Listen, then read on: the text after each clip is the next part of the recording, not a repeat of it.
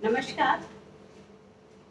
आज की सुबह रोज की तरह आपके सामने फिर से कुछ लेके, पर आज बात करूंगी कहानियों की, लघु कथाओं की।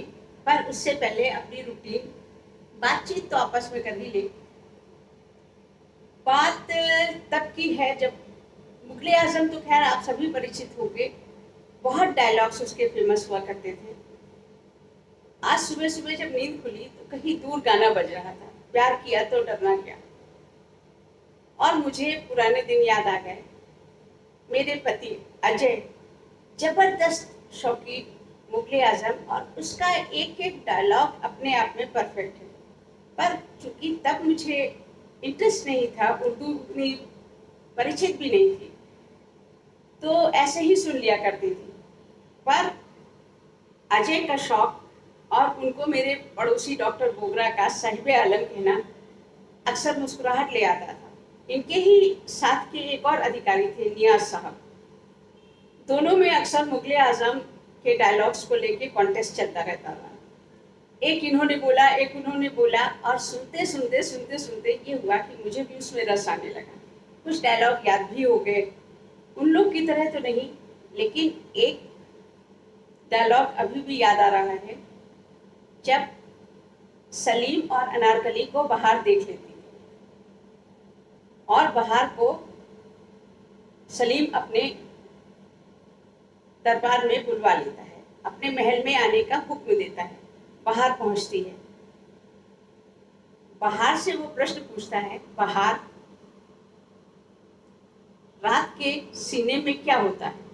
उसने कहा, रात के चंद खामोश अफसाने और राज। सॉरी, शमा के सीने में क्या होता है। तो बाहर जवाब देती है, रात के चंद खामोश अफसाने और राज। और सलीम कहता है, और यही सबब है कि सुबह होते ही हर शमा बुझा दी जाती है। और खंजर खींच के बाहर की तरफ मारता है, जिसका निशाना चूक जाता है।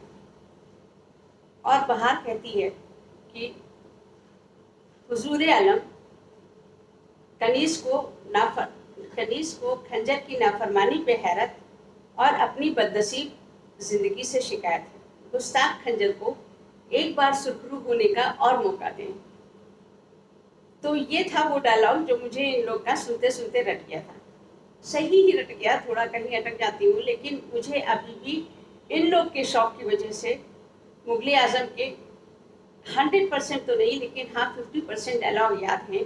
और बहुत खूबसूरत डायलॉग हैं। उनको अगर उर्दू समझते समझते अगर उनको एंजॉय करना हो, शुरू से ही लिया जाए, मैं हिंदुस्तान हूँ, तो उसका कोई जवाब नहीं है। हर डायलॉग परफेक्ट। तो ये तो रही हमारी आपकी बातचीत।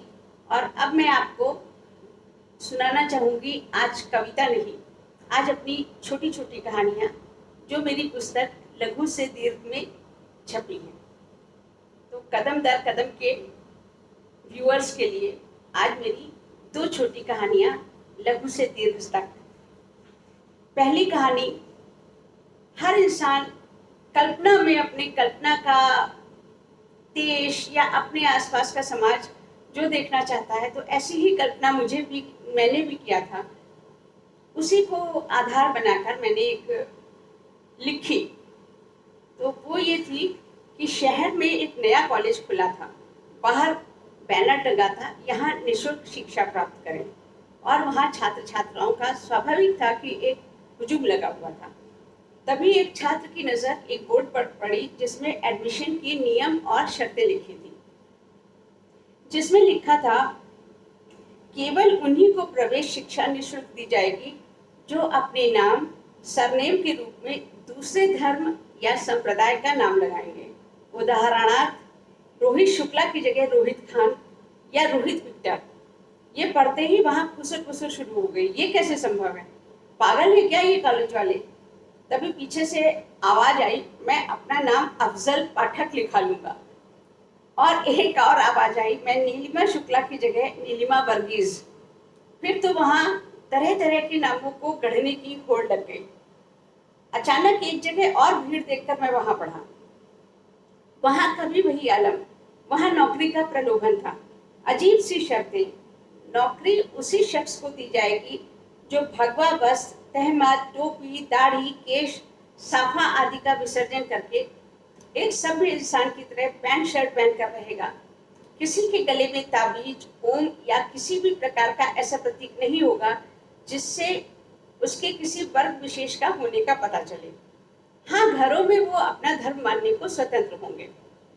एक पुरजोर विरोध के बाद वहां भी कुछ सहमति के आसार नजर आ रहे थे। रोजी रोटी का सवाल था। सरदार अपना केश कर्तन करवाकर और मौलाना अपनी दाढ़ी बनवाने के बाद एक से नजर आ रहे थे। नाम पूछने पर कोई अरविंद खान तो कोई विक्टर अग्रवाल बता रहा था। ये देखकर मेरे मुंह से हंसी छूट पड़ी। तभी मुझे किसी के द्वारा झकझोरने का एहसास हुआ। मेरी माँ थी। क्या हुआ रोहित, हंस क्यों रहा है, कितनी देर सोएगा? और मैं इसी अजीब से सपने के बारे में सोचता हुआ ब्रश करने चल दिया। ये तो थी मेरी पहली लघु कथा। और अब एक दूसरी लघु कथा भी सुनिए। वो है कि ट्रेन में सफर करते हुए दिलीप को साइड लोअर बर्थ अलॉट हुई थी। वहां सामने के केबिन में बर्थ पर बैठी औरतों को वो साफ देख पा रहा था। दोनों ही संभ्रांत घरों की समवयस्क लगभग 50 से 55 वर्ष की महिलाएं थीं। यूं तो महिलाएं आपस में बातचीत के लिए विख्यात हैं, पर उनके बीच बसरे मौन ने दिलीप के दिमाग में जिज्ञासा सी पैदा कर दी थी और घूम फिरकर उसकी निगाहें उन दोनों की ओर चली जा रही थी। तब अभी तक दोनों में सामान्य शिष्टाचार या एक भी औपचारिक मुस्कान का आदान प्रदान नहीं हुआ था। इस उलझन के चलते उसने पुनः उन पर नजर डाली। एक काफी सुंदर और चेहरे पर गर्व का भाव लिए हुए थी, जबकि दूसरी महिला स्मार्ट पर सामान्य कद की थी। अचानक उस सुंदर महिला ने हेडफोन निकालकर अपने कान में लगाया और संगीत का आनंद लेते हुए एक अंग्रेजी नोवेल पढ़ना शुरू कर दिया, जिसे देखकर दूसरी महिला ने अपना मोबाइल निकाला और कोई गेम खेलना प्रारंभ कर दिया। स्थिति असामान्य थी, पर मुझे क्या, दिलीप ने सोचा। फिर कब वो महिलाएं और दिलीप सो गया। गंतव्य स्टेशन आने पर तीनों की ही नींद खुली। दिलीप ने वर्दी पेटी वाले 2-3 अर्दलियों को घुसते देखा, जो सुंदर महिला की ओर बढ़े। मेम साहब, धीमे से पूछने पर पता चला कि जिला न्यायाधीश की पत्नी है। ओह, ये बात। अब दिलीप को उनके चेहरे के गर्वीले भाव की वजह साफ नजर आ रही थी। वो नीचे उतर चुका था। सुंदर महिला भी दरवाजे के करीब खड़ी थी। उनकी खोजी नजरें किसी को ढूंढ रही थी। तभी उनके पति महोदय के दर्शन हुए। उत्सुकतावश दिलीप भी कुछ समय वहां रुका। महिला ने पति को देखकर हाथ हिलाया, जिसके उत्तर में उसने हड़बड़ाहट में कहा, मंजू, तुम चलकर गाड़ी में बैठो, मेरे हाईकोर्ट जज की पत्नी भी आई है। ये कहकर वो अपने साथ आए 2-3 अन्य अधिकारियों के साथ अपनी पत्नी के पीछे खड़ी महिला की ओर हाथ जोड़कर बढ़ चला। भाभी जी, आइए आइए। अब तक सुंदर महिला भी समझ चुकी थी कि इसे भाभी जी कहा गया, और उसके चेहरे पर एक रंग आ रहा था और एक रंग जा रहा था।